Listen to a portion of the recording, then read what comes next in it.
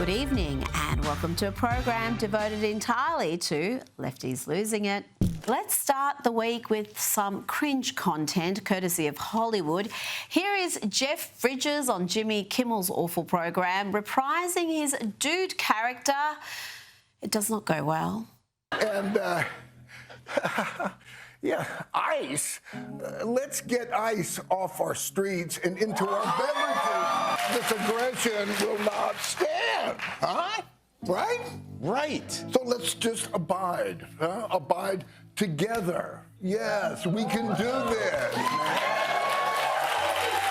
Now, that's just like my opinion, but it's a good one. Don't you That's a think, pretty Jay? great opinion, Yeah, I think. man. Thank you, dude. You can see why Jimmy Kimmel's ratings are circling the drain after that little suspension bump. Not only is he miserable, unfunny and cringe, but so are his guests. And talking about miserable and unfunny, let's check in on alleged comic Trevor Noah, who decided he was going to make jokes about Charlie Kirk and his murder. And he did that by lying about it. He might think this is edgy, but it's just trash. Unfunny, dumb trash, lacking any wit or insight. I wasn't going to say anything about Charlie Kirk, but don't. There's nothing funny about it. Oh, now you tested me. I mean, there's nothing funny about it? You can't say there's nothing funny about it. No, there's nothing fun. No, don't say that, because as a comedian, I'll be like, I'm sure there's something funny about it. The guy was shot while defending guns. Do you understand how? I'm not even writing that as a joke. As a human, you have to admit that is an incongruous, funny thing that happens. You are there, you're like on stage and you're like, let me tell you why people should have guns. Wapa! What a pitiful jerk. And for the record, Charlie wasn't killed defending the Second Amendment. He was murdered as he was about to answer a question about trans killers, about trans activists committing acts of violence. But Trevor Noah didn't make that point, did he? If he wanted to talk about irony, he could have talked about the fact that Charlie was allegedly murdered by a trans activist in a relationship with someone who is trans, who murdered Charlie as he was answering a question about trans violence. Trevor Noah doesn't have the guts to do that. He just plays to the easy leftist loser crowd who don't want to laugh. They want to applaud right-on comments like trained seals. Now, let's talk about awfuls, affluent white female leftists. They're a growing problem and they dominate Democrat ranks. Yes, there is something wrong with Democrat women, and it runs a lot deeper than the craziness of the squad. Let's look at the woman who is the front runner to be the most powerful in America. She's the front runner to be the next governor of California. Here's a brief highlights package of her meltdown on CBS recently. How would I need them in order to win, ma'am? Well, unless you think you're going to get 60% of the vote. You think you'll get 60%? So you don't think I feel like this is unnecessarily argumentative. What is your question? It's the do you need them to win part that I don't understand. I'm happy to answer the question as you have it written, and I'll answer. What I'm saying to you is that... Well, to those voters. Okay, so you... I don't want to keep doing this. I'm going to call it. Okay. Thank you. You're not going to do the interview with us? Nope, not like this. I'm not. Not with 7 follow-ups to every single question you ask. Every other candidate has answered. I don't care. I don't care. Yep, that's Katie Porter, and she's leading in the polls to take over California, the 4th biggest economy in the world. Maybe that meltdown will change things, but she's been unhinged for a long time. Here she is berating a staff member for getting in her shot. If we don't electrify our transportation sector, that we're going to lose more than 500,000 Californians dying prematurely to air pollution and other problems, and the state could lose. Get out of my shot. I wanted to tell you that that's actually incorrect. It's not that it's electric vehicles. It's that if we don't meet the commitments under the Paris Climate Accord. Okay, it does. Okay, you also were in my shot before that. Stay out of my shot. And let's hear this election night story from Katie Porter involving her young daughter. So on election night, I went to pick up my daughter from water polo practice, and she's 12, and she got in the car and she was crying. She said, Mom, Trump won. Trump's going to win. And what if I get raped and I need to have an abortion? This is from a 12-year-old, my 12-year-old daughter. And so it was really a reminder of how scary this time is for people. Oh, Katie, you brought your family into this. That was a mistake, because we're now going to check in on what happened during your divorce proceedings. Yes, Katie's ex-husband, Matthew Hoffman, detailed that the Democrat frequently abused him and threw all sorts of things at him during their marriage. She once shattered a glass coffee pot on their kitchen counter when she felt their house wasn't clean enough. The ex-husband also said, she would not let me have a cell phone because she said, you're too effing dumb to operate it. And most incredibly, he said that Katie Porter once became so incensed by the way he was making mashed potatoes that she raised a ceramic bowl of steaming hot potatoes and dumped them on his head, burning his scalp.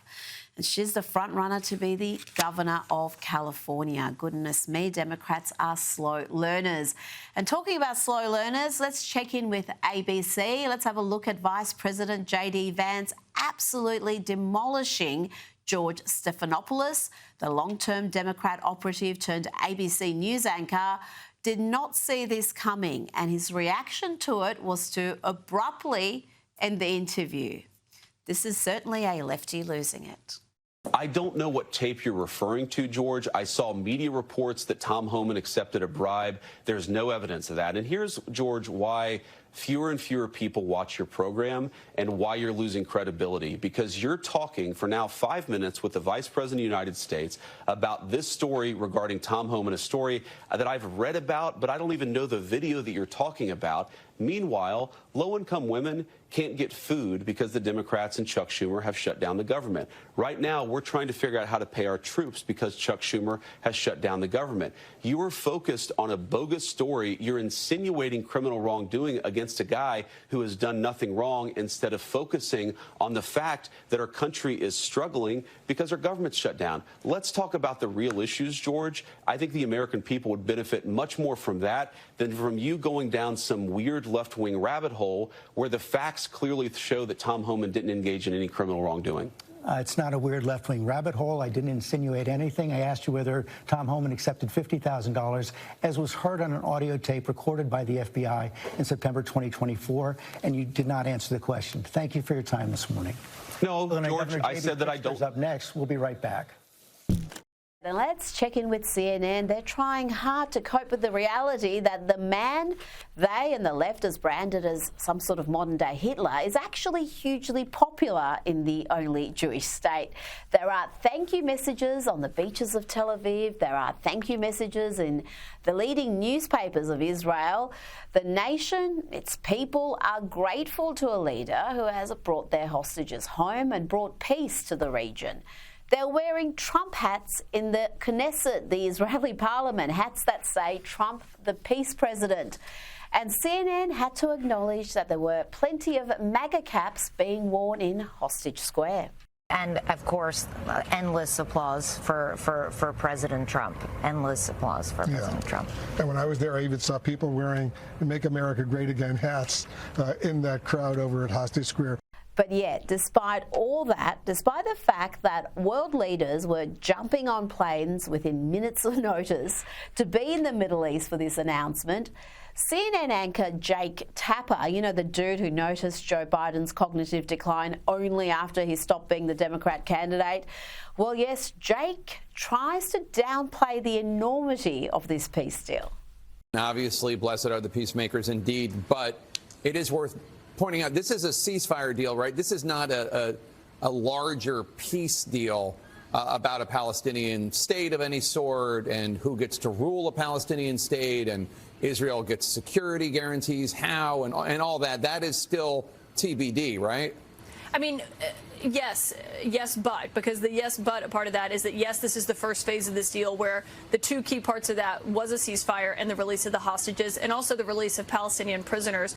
Just pathetic work there from Jake Tapper, but not surprising. And let's stick with CNN. They have another anchor here, Christiane Amanpour, having to issue an apology for insensitive comments suggesting the hostages, the Israeli hostages, were treated better than Gazans.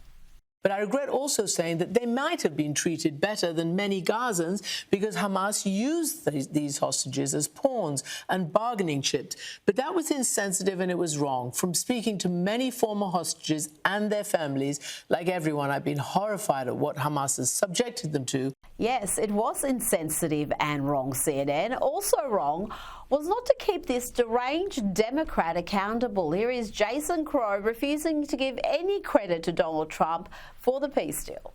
How much credit does President Trump deserve for this remarkable agreement?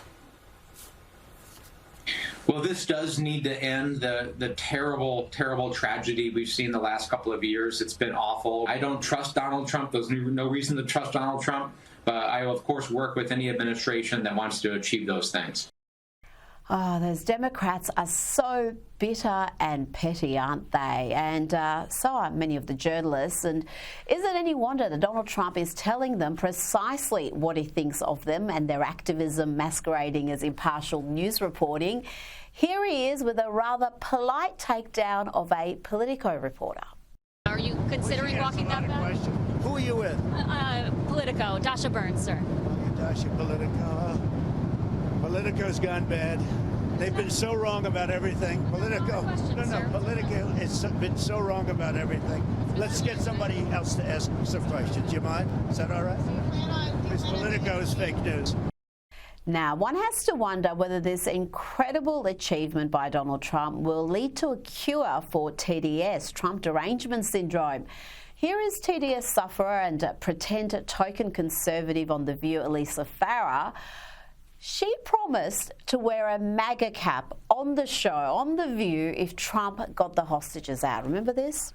My point when I say I'm not going to be apocalyptic, it's not changing a tune. It's not making every single thing a 5-alarm fire. Yeah. If he does good, if he gets the Israeli hostages out, I promise I will wear a MAGA hat for one day on the show and say, thank you for doing it. Yeah. She'll knock it right off my head. Well, she lied. She didn't wear the cap. We had someone check. Are we surprised? I'm not. Now, before we move on to more cases of incurable TDS, let's check in with what is happening in Virginia. Now, there is something wrong, terribly wrong, with the modern Democrat woman. It's not just the squad. There are so many exhibiting signs of lunacy, signs of hysteria and indecency, unable to call out the most reprehensible of behaviours. Watch Virginia Lieutenant Governor Winsome Earl Sears. She's the Republican candidate for governor. She questions Abigail Spanberger about why she hasn't asked Jay Jones, the Democrat nominee for Attorney General, to step down after his vile behaviour was exposed. Now, watch this. It's quite chilling. That's why I'm wondering why my opponent won't say beyond it's abhorrent and disgusting, why she won't say it is not okay and that he must leave the race because Jay Jones advocated the murder, Abigail, the murder of a man, a former speaker, as well as his children who were 2 and 5 years old. You have little girls. What would it take him pulling the trigger? Is that what would do it? And then you would say he needs to get out of the race? Abigail, you have nothing to say? Abigail, what if he said it about your 3 children? Is that when you would say he should get out of the race, Abigail? You're running to be governor. She just stood there with a grin on her face, a smirk. If that isn't disqualifying, then I don't know what is. If Virginia votes for that, if leftists want to stand behind that woman instead of Winsome Earl Sears, then they deserve everything they get. Now, let's get back to examining whether TDS, even some of the worst cases of TDS, can be cured. I'm not convinced, but I got to say, Bill Maher gives me a little bit of hope. He suffered from a severe case for years. Yes, Bill Maher, despite being occasionally sensible, suffered from stage 4 TDS and did everything in his power to ensure Donald Trump would not be re-elected. He was right there with loony Robert De Niro spewing absolute craziness. If he wins the election, You won't be on the show anymore. He'll come looking for me. There'll be things that happen that none of us can imagine. That's what happens in that kind of a dictatorship, which is what he says. Let's believe him. Take him at his word. I did from the beginning. Yeah. I mean, I said from the very beginning, this guy is never going to concede power, and he still hasn't. No. He still hasn't. He just admitted he lost the last election, and he advertises that he will go on. But Bill Maher's had a recovery, somewhat of a recovery that was turbocharged when Kid Rock organised a dinner with the president. Now he is singing his praises and trying to make other TDS sufferers see sense. Here he is with Hollywood actor William H. Macy. You cannot ever deny success. You just have to give your respect, even if it's not your thing. Don't have the humility to give it up for enormous success on any level. I agree. Trump, not my choice. Didn't vote for him, but somehow, a lot of people did. And he's. I can't deny the success. I can't either. Yeah. Yes, he is the President, William H. Macy, and you've certainly come a long way from the days when you were having little tantrums about Donald Trump, telling anyone who would listen how much you loathe the president. You even used your Screen Actors Guild Award to smash Trump. Goodness me, we'd have come a long way.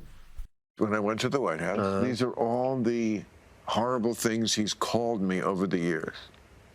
Did you give him that and he signed it for you? Correct. Oh, that's brilliant. I know. It's my prized possession. What a signature. That's one of the best signatures. Stupid, angry, dopey. Now to one of the worst TDS cases ever. This man has completely trashed his own reputation. That's Sam Harris. Even he was eating humble pie this week. Trump got a deal done. And that's something I don't believe you believe would have happened under a President Harris.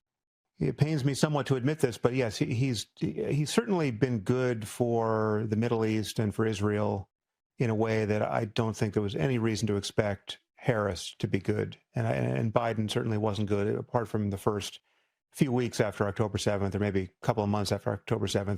Yes, Sam Harris eating humble pie is a joyous moment, but he's still fully afflicted with TDS. I mean, it wasn't long ago when he was saying crazy stuff like this. Of all the conspiracy theories, he latched onto this one. This just could be based on a faulty intuition about ballistics, but I'm surprised that a rifle round making any degree of contact with an ear wouldn't do more damage. I think a shattered piece of shrapnel from a teleprompter is far more likely to have done that to his ear than a rifle round. That's so silly. I would have used stronger words than silly, but it's far from the dumbest or craziest thing that Sam Harris has said about Donald Trump. Remember this rant? At that point, Hunter Biden literally could have had the corpses of children in his basement. I would not have cared, right? It's like there's nothing. First of all, it's Hunter Biden, right? It's not Joe Biden. But even if whatever scope of Joe Biden's corruption is, like if we could just go down that rabbit hole endlessly and understand that he's getting kickbacks from Hunter Biden's deals in Ukraine or wherever else, right, or China, it is infinitesimal compared to the corruption we know Trump is involved in. It's like a firefly to the sun. Just utterly unhinged, and you saw Konstantin kissing at the end of that clip. I wonder if he was thinking of Sam Harris when he posted this yesterday.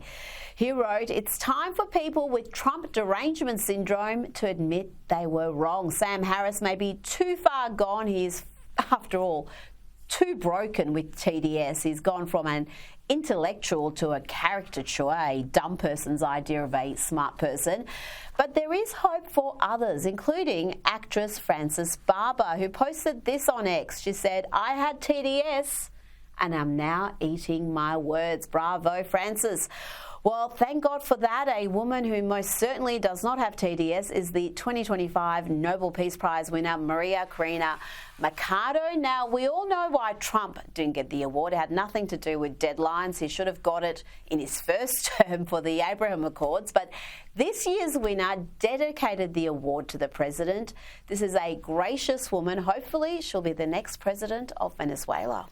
And they decided to dedicate it to President Trump because he deserves it. Because not only has he been involved in only a few months in solving 8 wars, but his actions have been decisive to have Venezuela now at a threshold of freedom after 26 years of tyranny that have destroyed the lives of millions of Venezuela, destabilized the region, and undermined the institutions in the United States, because having Venezuela as a safe haven of the enemies of the United States and using our territory and our resources to hurt the American people and American institutions is certainly a threat to the national security of the United States and the security of the hemisphere. But President Trump has been very clear, courageous in terms of dismantling this criminal structure. And on behalf of the Venezuelan people, I reaffirmed our gratitude and our commitment to this cause for the whole America. So I insist he deserves it. Now, while elderly, almost uniformly white folk take to the streets to resist Trump, to resist his law and order efforts, the communities afflicted with violent crime are seeing a real change, a positive change. Listen to this lady in Memphis. Some of y'all might get mad at me. And at this point, I don't give a damn. I'm not into politics. I'm not into all of that extra stuff that people be losing their life over. I ain't into all that. We human, whatever. But I will say thank you to Trump for bringing these National Guards and doing what they doing down here in Memphis right now. You know, for the first time in 5 years. I've been in my home for 5 years. And for the first time, my kids have been able to play in the backyard and be able to do it comfortably. I haven't heard a gunshot in 2 weeks. I haven't seen strange people walk up and down the street. Just a few weeks ago, I had somebody walk on the side of my house. None of that action's going on. I haven't seen no young YNs at the stove posted. I haven't seen an Infinity fly past me in weeks. I'm sitting on my porch right now, and I'm watching kids outside playing. People outside walking with their kids, stuff I ain't never seen before living in my neighborhood. But all because we feel safe. People outside walking with their kids. She's never seen that before in her neighbourhood. Think about that. And she's not alone. People have seen an immediate impact. The criminals are scared. The law-abiding folk are out reclaiming their neighbourhoods. All I want to say is, Trump, you're doing your big thing, man. We got the kids back outside on their bikes. The lawnmowers back going, the dogs back barking.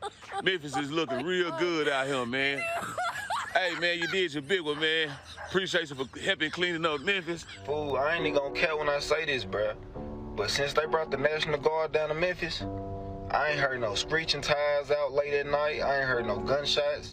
Now, you know you're winning when Saturday Night Live tries to mock you, but just ends up making you look cooler. Here is SNL recreating Pam Bondi testifying before the Senate Judiciary Committee. You say that the troops are there to protect ICE facilities, but why is ICE there in the first place? I don't know. You'll have to ask Homeland Security Director Kristi Noem. Well, she isn't here. What if she is, though?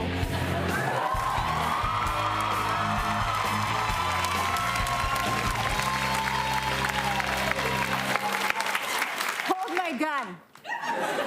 That's right, it's me, Kristi Noem. I spell my name with an I because that's how I thought it was spelled. And I'm the rarest type of person in Washington, D.C., a brunette that Donald Trump listens to. Got to say, Tina Fey's Kristi Noem isn't bad, though the writing could do with some work. Our government agents are working without pay. Luckily, my boys at ICE don't mind. They're in it for the love of the game. And how did I find them? By running ads like this. Do you need a job now? Yeah. Are you a big tough guy? Yeah. Tough enough for the army or police? No. But do you take supplements that you bought at a gas station? Daily. Yep, the look is on point, but the writing is a bit lame. Let's look at a clip an ex-user put together to improve that skit.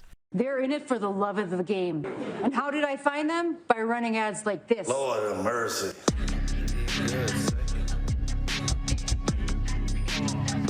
If I put this one a problem, I can't help but solve it. For what's on my headache, but for my target. Extra retarded, should have been about it. Think out like I'm Calvin, cause I piss on them regardless. 2 perks I just started, 4 perks feeling gorgeous.